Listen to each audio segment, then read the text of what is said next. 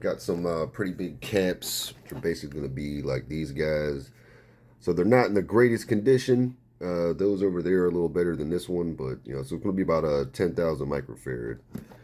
And I've got a big SCR on there, as you can see, which is basically like a 300 amp RMS kind of deal.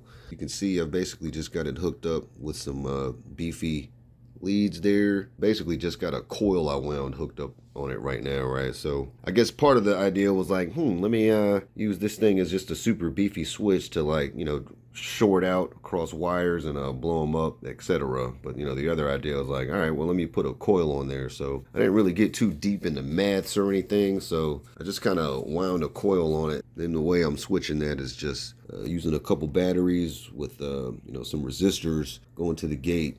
So SCRs, these are current control devices, right? So typically they'll switch at something like 50 milliamps. So as long as you limit the current, you're good. That's how I'm doing that, and I'm just pushing this button to switch it, right?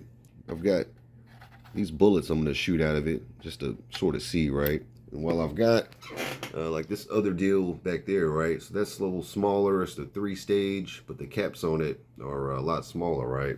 So be interesting to see what's up with that. I'm not going to charge those all the way up. Probably I'm going to do like 200 volts or something, right? But that should be enough, because I'm also not trying to put holes in my wall or anything like that. My meter hooked in. All right, so we got less than a volt on the caps. Kind of aimed. That cardboard right now. Got a shirt hanging off the other side. And let's see. Turn this on. So basically, I'm just gonna charge the cap up some. So first, let me I'm gonna take this little dowel guy, right? So I'm gonna put it in there like towards the end. I've got another magnet right there. Whoop. That was the poltergeist closing the door there for me. It's magnetic. All right, well anyway, I'm gonna just put it right there. And let's see, 23 volts. Let me bring that up. So I'm going to do 200 volts with that one, right? So 200 and a little bit over. All right, well, so that wasn't anything major. All right, so I see it put a hole in it, but it didn't really do nothing. So let me bring it up some more. So let me see what happens at. So there it goes. About 300. Oh yeah, so 300 made a huge difference, right? So it went all the way through, and you could see it actually knocked the shirt down that was back there. Also, another thing, it's just physics. With that much weight on that projectile as it's firing, it really rocks this thing back. So it's not supported in any way except for the thickness of the wire, and it had like bent it back, right? So I actually totally forgot an important component, which is a blocking diode. So I'm using the reverse diode on this big switch down there, because without that last shot actually took out the rectifiers on my ZVS driver right here that's giving me the DC. So I was kind of hoping they would hold up. I'm not really worried about anything else because I'm just using a battery right here. But yeah, it did not.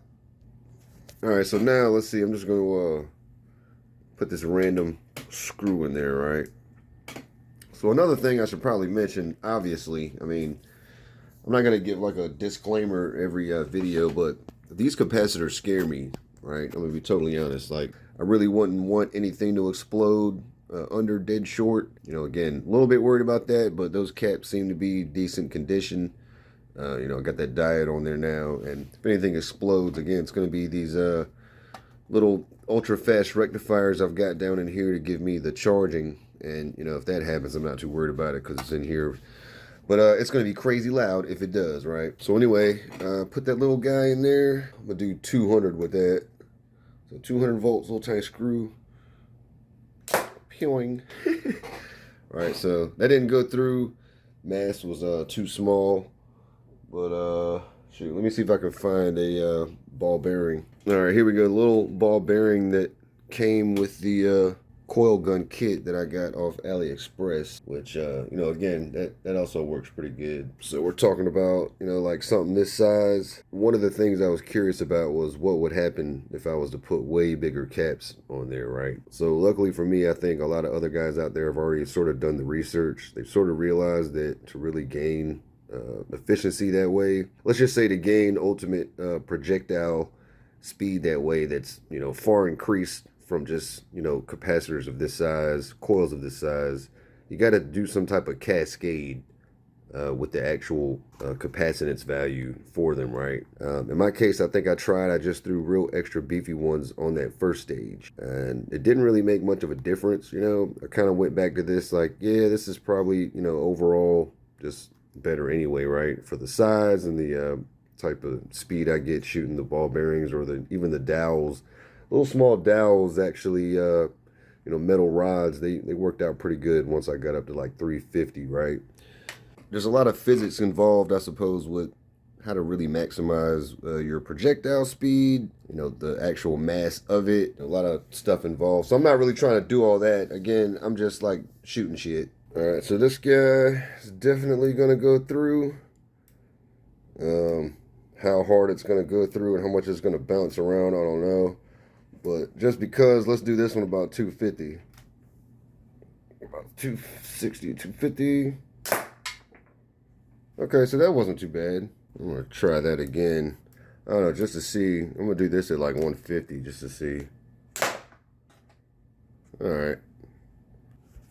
All right, now I'm going to launch this big guy one more time just to see what happens. So the barrel's pretty long, you know, this thing's going to kick back, but again, sort of the actual distance I put it in there is going to matter. So, you know, I can't really, obviously, put it really towards the center. It's not going to go nowhere. So let me just do something like that, right? And I'm going to do that one at, let's see. Can't remember what I did it last time, but I'm going to do this one at 300 volts just to see what the freak happens. All right, 300. All right, nothing too crazy. I feel like it could have been in a better position. All right, just to see kind of what's going on with Eddie. Here goes some brass, I believe. You know, this is non-magnetic.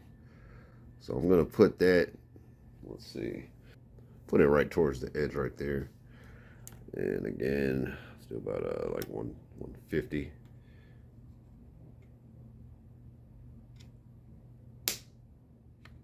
You see, kind of pull it in a little bit, and I'm gonna just do one more of these guys, and actually feel warmth on the coil already, just from those discharges. Again, got that gas sitting just like that. I'm gonna do again. Well, let me see. So that's 2. I'm gonna do 300 with that guy.